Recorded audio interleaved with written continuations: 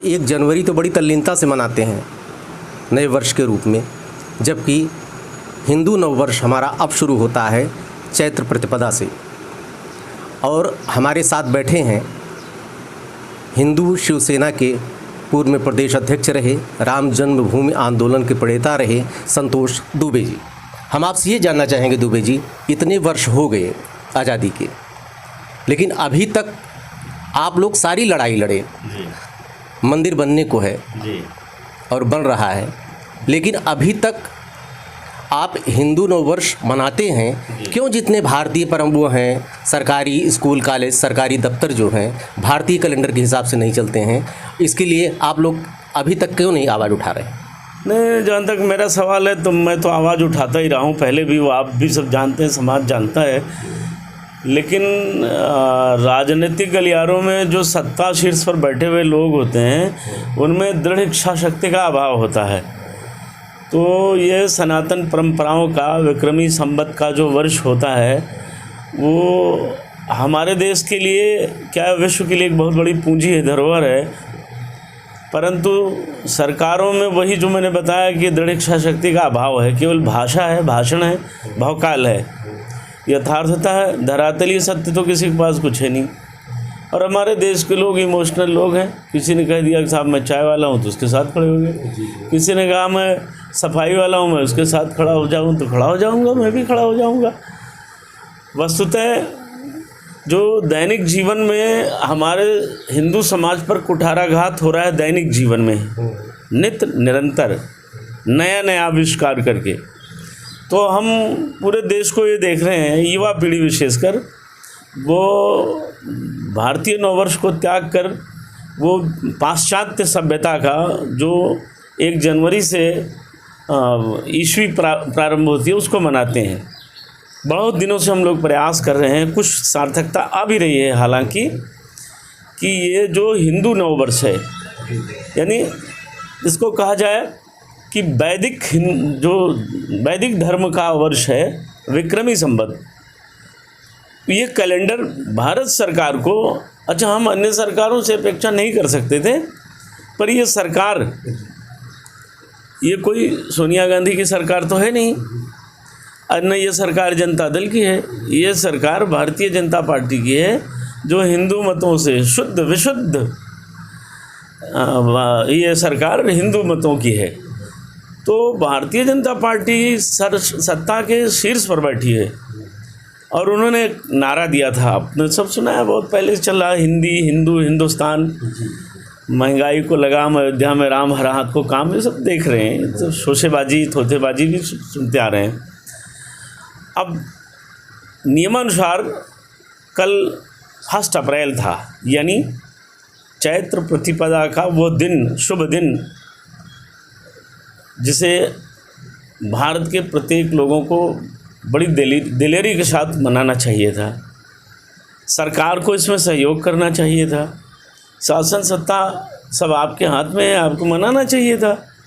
ये तो आप खूब कहते रहे, तोदीयाय कार्याय बद्धा कटियम, लेकिन कटिबद्धता दिखी नहीं। अब तो दिखनी चाहिए थी, नहीं दिखी, एक बात। दूसरा क्या है, ये जो हेडगेवार के सपनों का भारत था, जो वीर सावरकर छत्रपति शिवाजी महाराज के सपनों का भारत था, वो तो ये है नहीं। ये सत्ता भोगी उपभोक्तावादी संस्कृति और किसी तरह से जोड़ तोड़ से हम सत्ता में बैठे नहीं, इन लोगों का है।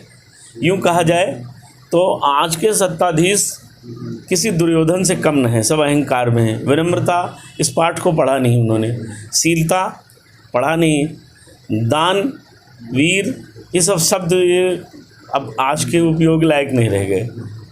मैं आपको एक घटना बता रहा हूँ।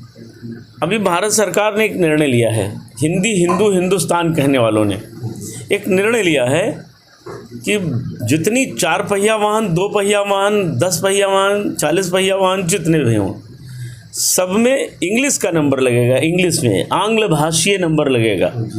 बहुत दुर्भाग्य है। अभी इस देश का दुर्भाग्य तो समझिए ना, कि देश का प्रधानमंत्री कौन है, हमारे कई राज्यों के मुख्यमंत्री कौन है, लेकिन हो क्या रहा है। और 10,000 करोड़ रुपए का ऐसा सुनने में आता है, सच क्या है ईश्वर जाने, ठीका दे दिया गया है। ठीका भी केवल गुजरातियों को मिलता है, परंतु अब ये दुखद ही है। अरे ये तो हिंदू वाली सरकार है। हाँ। 80 क्या 85% राज्यों में इनकी सरकार चल रही है। हाँ। और अब क्या अड़चन है? नहीं, अड़चन है। जी। अब अडानी अंबानी जो आदेश करेंगे वही तो किया जा सकता है ना। और संजोग ये है कि ना अडानी भारत के हैं, ना अंबानी भारत के हैं, और ना आडवाणी भारत के थे। समस्या तो ये भी है। अब उसको आप जैसी जिन भाव में लीजिए, जाकर ये भावना जैसी, हरी मूर्त देखी इतने तैसी। परंतु जो आंग्ल भाषीय पीछे पंजीकृत नंबर वाहनों में और आगे लग रहे हैं, ये हिंदू राष्ट्र की प्रेरणा है या हिंदू राष्ट्र को खंडित करने वाले शस्त्र हैं, विचार हैं, कुविचार हैं? ये तो आप हम सभी पूरा देश समझ सकता है। यदि ये नंबर आप नहीं लगाएंगे, यानी आप डॉक्टर ह्यूम की भाषा, लॉर्ड वेलेजली और डलहौजी की भाषा, लॉर्ड कॉर्नवालिस की भाषा अगर आप लागू नहीं करते हैं तो फिर आपकी गाड़ी चालान हो जाएगा। कहने का मतलब ये है कि सही मामले में ये हिंदू विरोधी। अब आपको क्या लगता है? आप देख लीजिए ना, आपको क्या लगता है?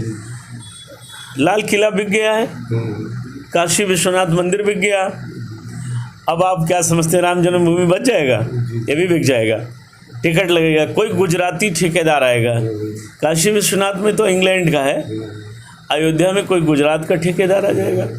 सड़कें बिक गई हैं, टोल प्लाजे लग गए हैं, आपको तो सब जानकारी है टोल किसके हैं।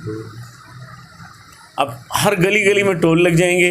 भागवत महापुराण में विक्रमी शब्द आता है तो भागवत बहुत ज़रूरी होता है।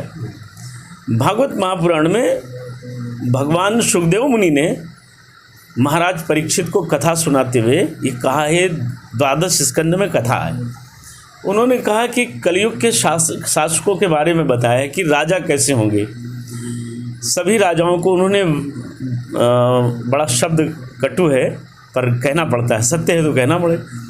उन्होंने कहा कि राक्षसों का राज्य हो जाएगा, म्लेच्छों का राज्य हो जाएगा, हमारी जो आर्य संस्कृति होगी वो बड़ी दीनहीन दैन्य हो जाएगी, जो राजा होंगे वो लुटेरे हो जाएंगे, जनता पर कर लगाएंगे। यूँ आज की भारतीय भाषा अब तो बदल गई, टैक्स पर टैक्स लगाएंगे, राह चलने वालों से भी कर वसूला जाएगा। हे परीक्षित, राह चलने वालों से भी कर वसूला जाएगा।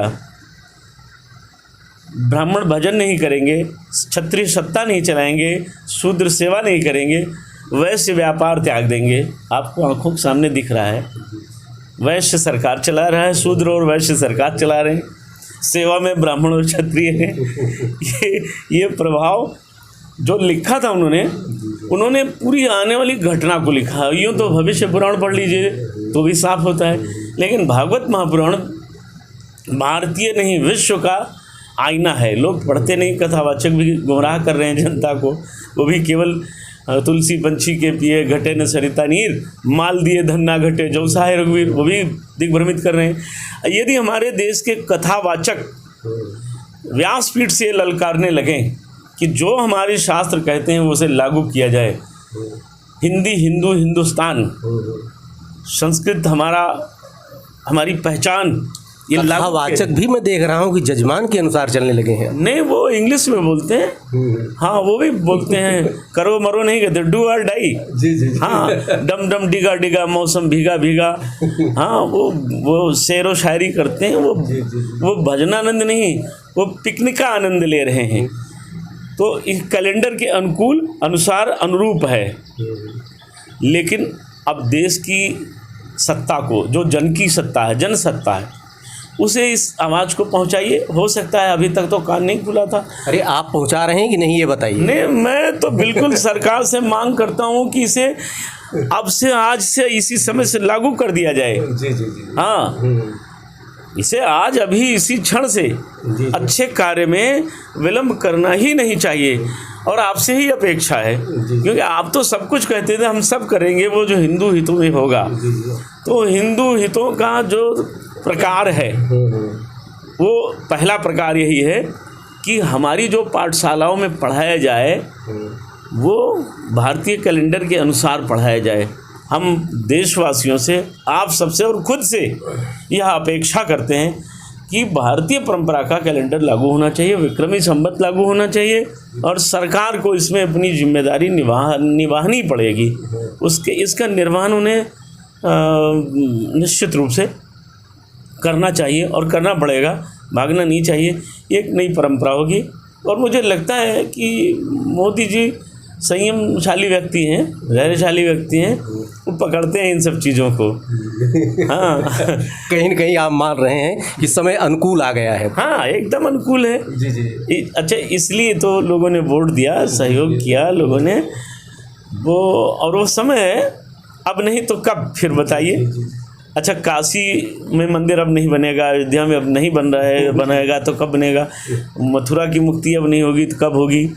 तो ये सब चीज़ें हैं, इसीलिए लोगों ने वोट दिया, इसीलिए लोगों ने अन्य दलों को एकदम अंतिम संस्कार कर दिया है, आप ही को वाह वाह किया है। कहीं ऐसा न हो जाए कि वाह वाह करने वाले, वाह का उल्टा भी एक शब्द बहुत बढ़िया होता है, वाह का उल्टा वो हवा हवा हो जाता है। कहीं ऐसा न हो जाए कि आप हवा हवाई हो जाएं और मात्र 1.5 वर्ष बाकी हैं तो प्रधानमंत्री जी को अच्छा आने जाने में समय लगता नहीं, बीत जाता, पता नहीं लगता है। 14 साल भगवान राम के बीत गए थे, 8 साल इनके भी बीत गए हैं, तो 2 साल बाकी हैं, 1.5 साल ही है, तो 1.5 ही साल हैं। तो इन्हें भी सावधानी पूर्वक काम करना चाहिए। ये खुश नहीं हो जाना चाहिए कि हम यूपी जीत गए। हम यूपी में हार गए नियमानुसार। हार क्यों गए? हम 75 सीटें कम हो गए हैं, 330 से और 250 पर आ गए हैं। तो हमें सावधानी रखनी चाहिए और इसी समय सब लागू कर लेना चाहिए, क्योंकि हम ये उम्मीद समाजवादी और नमाजवादी से कर नहीं सकते। बसपा वास्तव में ख़त्म हो चुकी है, अब उसे आप जो भी कह लें, लेकिन अब वो काम ख़त्म हो गया है। कांग्रेस का उदय न होने पावे, इसलिए इन सब कार्यों को कर दीजिए। तो कांग्रेस तो डॉक्टर ह्यूम की बनाई है ना, डॉक्टर ह्यूम और हेडगेवार में यही अंतर है, तो यही काम कर लीजिए, सब ठीक रहेगा। ये थे संतोष दुबे जी, जो राम जन्मभूमि आंदोलन के प्रणेता रहे हैं, और इनका कहना है अब सही समय आ गया है। सरकारें अभी तक बहुत थीं, लेकिन वो प्रयास नहीं हुआ। अब ये अपनी तरफ से प्रयास करेंगे और ये भी शपथ ले रहे हैं कि आज के बाद हम हिंदू कैलेंडर की मांग करेंगे। जो भी कार्य होंगे सरकारी दफ्तरों में, स्कूलों में, कॉलेजों में, सब हिंदू कैलेंडर के अनुसार होंगे। अयोध्या संवाद से बात करने के लिए धन्यवाद।